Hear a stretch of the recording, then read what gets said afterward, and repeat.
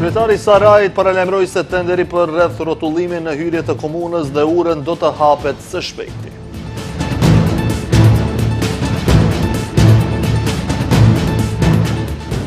Bashkëkryetari i Vlenit Izet Mexhiti thotë se nuk ka rëndësi se me çfarë badenteri do të miratohet ligji për përfaqësim të drejtë.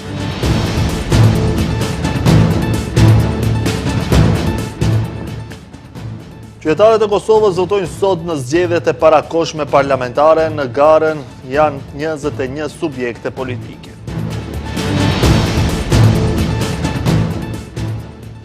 Shqipëria nuk shitet, një javë protesta në mbrojtje të Zvernecit. Kryeministri Rama nuk tërhiqet nga projekti.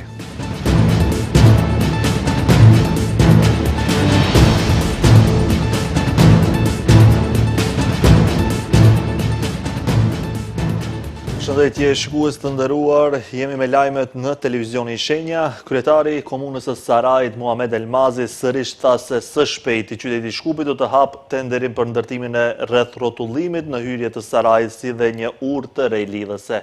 Sipas tij, punimet do të nisin pas të kalimit të disa pengesave teknike, ndërsa projekti është i gatshëm për realizim. Udhkryqi aktual konsiderohet një nga pikat më të rrezikshme për aksidente sipas banorëve dhe shoferëve lokal. Ndonë se komune e Sarajit nuk është kompetente, kreu i kësaj komune, Muhamet Elmazi, thot se për një afat të shkurtër kohor, qyteti i Shkupit pritet të hap tenderin dhe praktikisht të nisin punimet për ndërtimin e rreth rrotullimit në hyrje të komunës së Sarajit të premtuar në fushatën zgjedhore nga kreu aktual. Elmazi tha se përveç rreth rrotullimit në hyrje të Sarajit do të ndërtohet edhe një urë re lidhëse. Dhe jena në pritje të hapjes të tenderimit, ka disa pengesa teknike në qytet Shkupit, çka u ka vanu, do të thonë gjithçka është gati, edhe shpresojmë se brenda kësaj periudhe shumë afatshkurte do fillojnë punimet ku do kete në vendbanimin Saraj edhe një urë të re. Kjo nuk është hera e parë që Elmazi flet për hapjen e tenderit për ndërtimin e rreth rrotullimit në hyrje të Sarajit. Për herë të parë për këtë çështje kishte folur në emisionin Debat në Shenja më 27 prill të këtij viti. Dhe ja, një lem ekskluziv për emisionin e juaj, jo më larg se dje ishim në një takim të përbashkët me kryetarin e qytetit të Shkupit dhe se brenda mos them ditësh, brenda këtyre 2 javëve 3 bëhet hapja e tenderimit për urën e re dhe rreth rrotullimin në Saraj. Do me thonë, nuk bëhet rreth rrotullimi në urën ekzistuese, diku 100-150 metra më lart, dhe kjo tjetë një lajm ekskluziv për emisionin e juaj. Do me thonë, ati problemit të kamotshëm të banorëve të Sarajit i vije zgjidhja. Udhkryqi ku pritet të ndërtohet rreth rrotullimi është një prej vendeve më të rrezikshme për shoferët që duhen të kyçen nga rruga Panajot Ginoski në bulevardin Gjorgje Petrov. Qytetarët thonë se shoferët që vinë nga Kondova dhe fshatrat tjerë përreth e që duhen të lidhen me udhkryqin që çon drejt Sarajit kanë vështirësi të mëdha dhe shpesh ndodhin edhe aksidente. Reagimet e opozitës shqiptare mbi vendimin që ligji për përfaqësim të drejtë dhe adekuat të miratohet me badenter të vogël i ka quajtur teatër bashkëkryetari i Vlenit Izet Mexhiti. Ai tha se ajo që është e rëndësishme është se për herë të parë do të rregullohet me ligj çështja e përfaqësimit të shqiptarëve. Bashkëkryetari i Vlenit Izet Mexhiti nuk e cilëson si problematik faktin që propozim ligji për përfaqësim të drejtë dhe adekuat do të miratohet me të ashtu quajturin badenter të vogël. Ai tha se ka pak rëndësi kjo, por se ajo që është e rëndësishme është se Vleni po e realizon për 2 vjet atë që përfaqësuesit e mëparshëm shqiptar në qeveri nuk kanë mundur ta realizojnë për 24 vite. Ai tha se reagimet e BDI-s mbi këtë janë thjesht teatër. Prej 2002 deri 2016 nuk ka pas as diç as balancues dhe nuk ka qenë problem. Tash për herë të parë mbas 24 viteve Vleni po ngrit këtë çështje e cila është pjesë e marrëveshjes së Ohrit, po për herë të parë pra do ketë ligj, për herë të parë do mirret qeveria e mocionist me përfaqësimin adekuat. Kjo pikë. Tjetra është vetëm teatër sepse nuk mund ta paramendojnë atë që s'kan mund ta bëjnë për 24 vite, Vleni po e bën për 24 muaj. Kujtojmë se Komiteti për Marrëdhënie ndërmjet bashkësive javën që lëm pas miratoi propozimin që ligji për përfaqësim të drejtë dhe adekuat të miratohet me të ashtu quajturin badenter të vogël. Sipas sqarimeve të kryeministrit Christian Mickoski, kjo nënkupton që ligji të votohet me shumicë nga deputetët prezent të cilët nuk janë pjesë e bashkësisë etnike shumicë, ndërkaq propozim ligji për përfaqësim të drejtë vjen pas shfuqizimit të mekanizmit të balancuesit që për vite është përdorur gjatë punësimeve në sektorin publik. Ligji ndodhet në procedurë parlamentare në lexim të parë me procedurë të rregullt. Kryetari i LSDM Zvenko Filipçe tha se korrupsioni po rritet dhe se pushteti po e përdor prokurorin për qëllime politike. Në kongresin e partisë ai kritikoi edhe gjendjen e mediave dhe theksoi se kontrollin politik po rritet ndërsa qytetarët po përballen me probleme ekonomike, pasiguri dhe institucione jo efikase. Sipas tij, qeverisja aktuale po e fsheh dështimin me propagandë dhe retorik nacionaliste. Korrupsioni po lulëzon ndërsa pushteti po e përdor prokurorin për hakmarrje politike, theksoi kryetari i LSDM Zvenko Filipçe në kongresin e 32 programor të partisë me moton Shteti yt, shansi yt. Filipçe theksoi se nuk ka përparim në sistemin e drejtësisë, ndërsa pushteti po përpiqet të vendosë kontroll të plot mbi këtë pjesë kyçe të sistemit. Në drejtësi nuk ka përparim, përkundrazi, pushteti po përpiqet të vendosë kontroll të plot mbi këtë pjesë kyçe të sistemit, jo vetëm që nuk ekziston luftë kundër korrupsionit, por ndërkohë që korrupsioni po lulëzon, pushteti po e përdor prokurorin për hakmarrje politike dhe sulme ndaj opozitës. Filipçe theksoi se edhe mediat ndodhen në një gjendje shumë shqetësuese. Liria e shtypit po bie, ndërsa po rritet kontrolli nga partitë në pushtet. Ai shtoi se pas mesazheve të pushtetit për stabilitet, fshihet një realitet krejtësisht tjetër në të cilin qytetarët përballen me presione ekonomike, ngecje institucionale dhe ndjenjë pasigurie. Kjo është pamja e vërtetë e qeverisë sot, shtrenjtësi për qytetarët, vetbesimi i tepruar i pushtetit, propagandë boshe, ngecje në institucione, kontroll mbi mediat dhe konfuzion në çështje strategjike. Një pushtet që flet për stabilitet por prodhon pasiguri. Një pushtet që thirret në dinjitet por në fakt ofron pafuqinë si strategji shtetërore. Një pushtet që dëshiron të duket si i madh në fotografi, por që çdo ditë bëhet më i vogël përballë problemeve të njerëzve.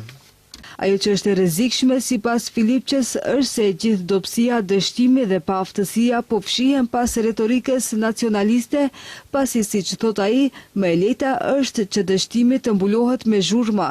Filipçe tha se një shtet nuk qeveriset me kokëforci, por me vizion dhe nuk mbrohet me justifikime, por me rezultate.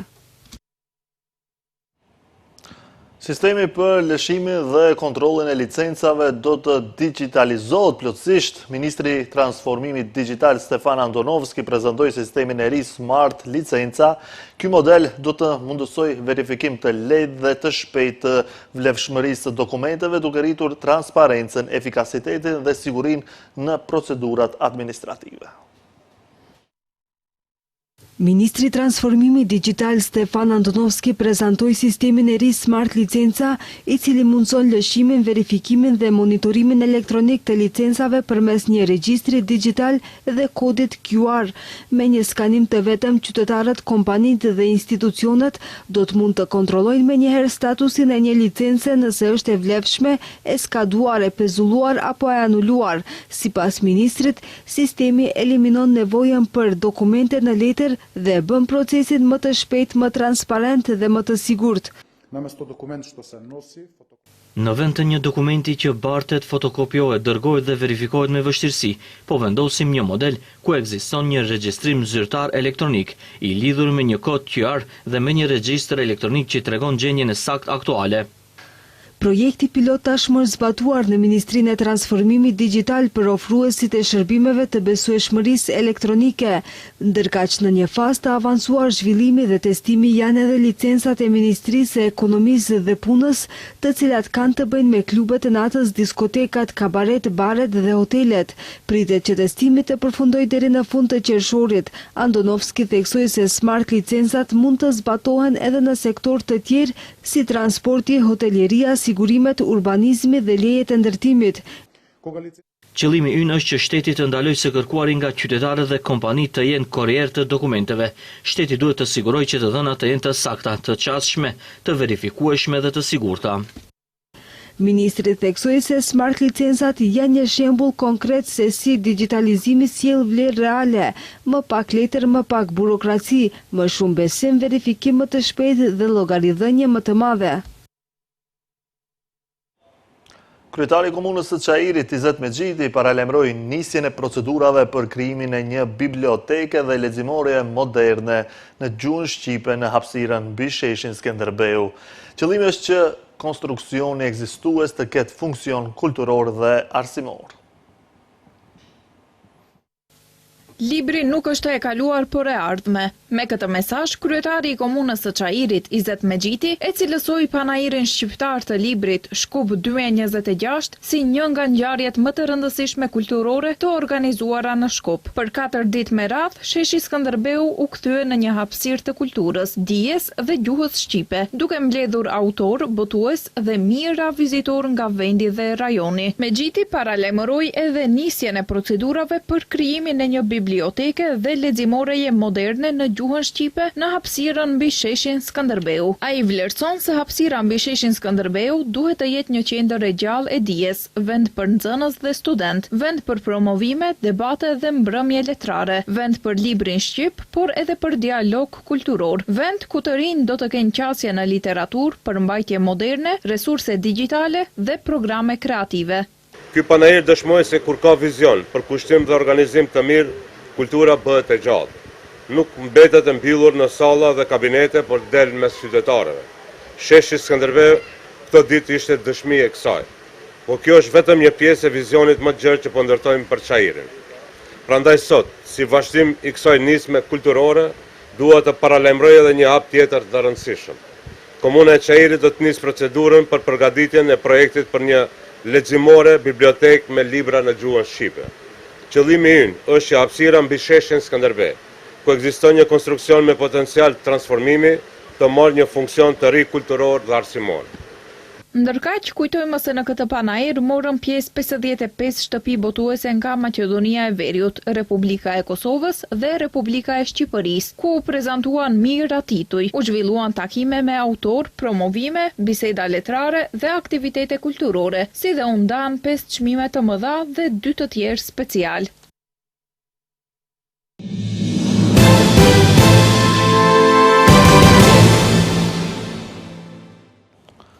Qytetarët e Kosovës po votojnë sot në zgjedhjet e parakohshme parlamentare të tretat në më pak se 2 vite. Në garë janë 21 subjekte politike, ndërsa të drejtë vote kanë mbi 2 milion shtetas të Kosovës. Në Kosovë po zhvillohen sot zgjedhjet e parakohshme parlamentare të tretat në rreth 18 muaj, pasi asnjë parti nuk ka qenë në gjendje të fitojë shumicë të fuqishme për ta nxjerrë vendin nga kriza politike. Qendrat e votimit u hapën në orën 7 dhe pritet të mbyllen në orën 19 sipas Komisionit Qendror të Zgjedhjeve. Në këto zgjedhje të parakohshme marrin pjesë 21 subjekte politike me 902 kandidat për deputet. Nga numri i përgjithshëm i subjekteve politike të certifikuara janë 17 parti politike, 3 koalicione dhe 1 kandidat i pavarur. Kryeministri në detyrë dhe kandidati për kryeministër nga Lëvizja Vetëvendosja Albin Kurti, pasi ka hedhur votën e tij, u bëri thirrje qytetarëve që të dalin dhe të votojnë, pasi siç u shpreh ai, sa më e lartë të jetë dalja e qytetarëve në zgjedhje, aq më i madh është legitimiteti i institucioneve dhe aq më solid stabiliteti i tyre.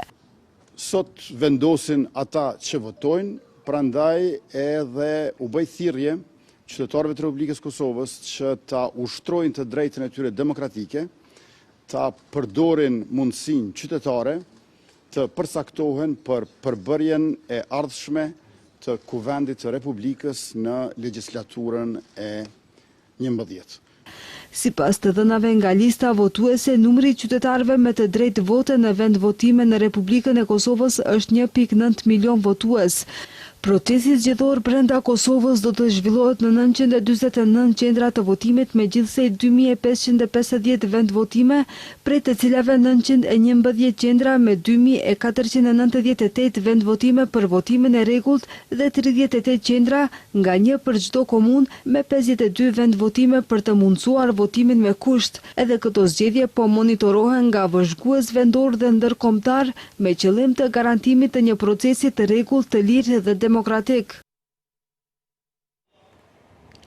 Qytetarët e Shqipërisë kanë vazhduar me protestat kundër resorteve luksoze në zonat të mbrojtura në Zvërnec dhe në ishullin e Sazanit. Në ditën e 8 të protestave kundër këtyre investimeve, kryeministri Edi Rama e ka bërë të qartë se nuk tërhiqet nga ky projekt.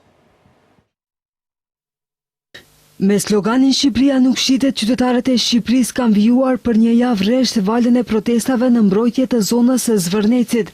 Qytetarët dhe organizatorë kanë kërkuar tërheqjen e kryeministrit Edi Rama, ndërsa kanë bërë të ditur se tubimet do të mbahen çdo ditë në orën 18. Grumbullimi nis çdo ditë në sheshin Skënderbej, ndërsa më pas protestuesit marshojnë drejt kryeministrisë. Protestuesit kundërshtojnë projektin e parashikuar në Zvërnec, duke kërkuar ndalimin e investimit dhe rishikimin e planeve për zhvillimin e zonës. Po ashtu, ata kërkojnë më shumë transparencë dhe një debat më të gjerë publik mbi të ardhmen e kësaj zone. Ndërkaq ditëve të fundit protestat janë shtrirë edhe në qytete të tjera të Shqipërisë, ndërsa protesta janë organizuar edhe në diasporë, me çka mobilizime ka pasur në Milano dhe disa zona të tjera në Itali, në Londër si dhe në New York. Ndërkohë kryeministri i Shqipërisë Edi Rama ka reaguar sërish për protestat, duke i cilësuar ato si çorba dhe spekulime. Në podcastin e tij Flasim, Rama deklaroi se projekti do të vijojë pavarësisht kundërshtimeve, duke theksuar se sipas tij, banorët e zonës janë pro zhvillimit të planifikuar. Projekti do bëhet. Të jemi shumë qartë. Projekti do bëhet sepse është një mirë e madhe për ekonominë tonë, është një bekim i madh për Vlorën dhe është një kapërcim i madh epokal për Shqipërinë turistike dhe për Shqipërinë evropiane. Protestat në Tiranë shpërthyen pas paralajmërimeve se dhëndri i presidentit amerikan Donald Trump, Jared Kushner, planifikon që në rezervatin natyror të zonës së mbrojtur të deltës së Vjosës Nartës të ndërtoj hotele, apartamente dhe vila. Projekti do të përfshijë gjithashtu shndrimin e ish-bazës ushtarake të epokës komuniste në një resort turistik në ishullin Sazan. Protestuesit kërkojnë së pari dorëheqjen e kryeministrit Edi Rama, si dhe anulimin e disa ligjeve që për ta dëmtojnë të ardhmen e vendit, ligjin për investime strategjike, ndryshimet në ligjin për zonat e mbrojtura, paketën e maleve dhe ndryshimet në ligjin për mbrojtjen e trashëgimisë kulturore.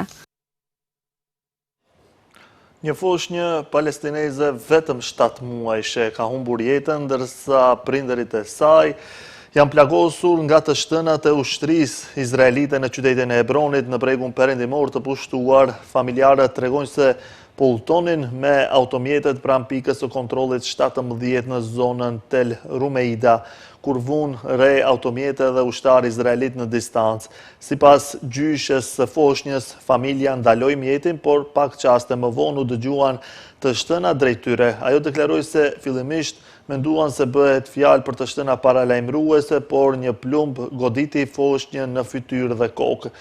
I njëjti plumb plagosi edhe nënën në faqe, ndërsa babai pësoi një dëmtim në dorë. Nga ana tjetër, ushtria izraelite tha se një ushtar hapi zjarr pasi kishte perceptuar se automjeti po lëvizte me shpejtësi drejt forcave të saj gjatë një operacioni në zonë. Megjithatë, një hetim paraprak i ushtrisë arriti në përfundimin se personat e plagosur ishin civil të papërfshirë në incident. Ngjarja ndodhi në Tel Rumeida, një nga zonat më të tensionuara të Hebronit, ku kolonët izraelit jetojnë në mbrojtje të fortë ushtarake mes popullsisë palestineze.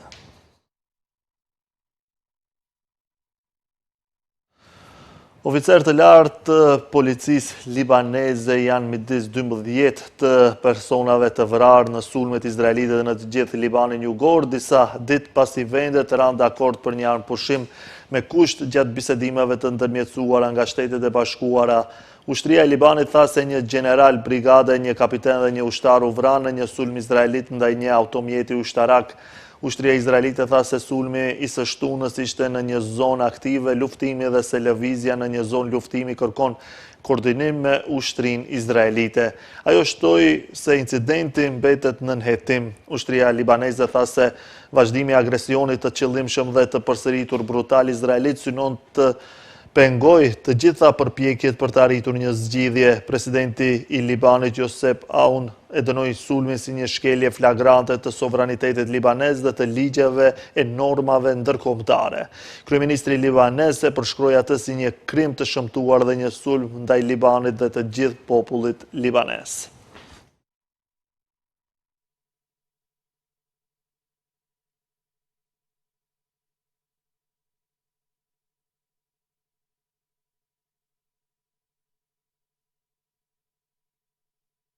Kjo ishte e gjitha për këtë edicion informativ, ju falenderoj për vëmendjen, bashkë miru pafshë.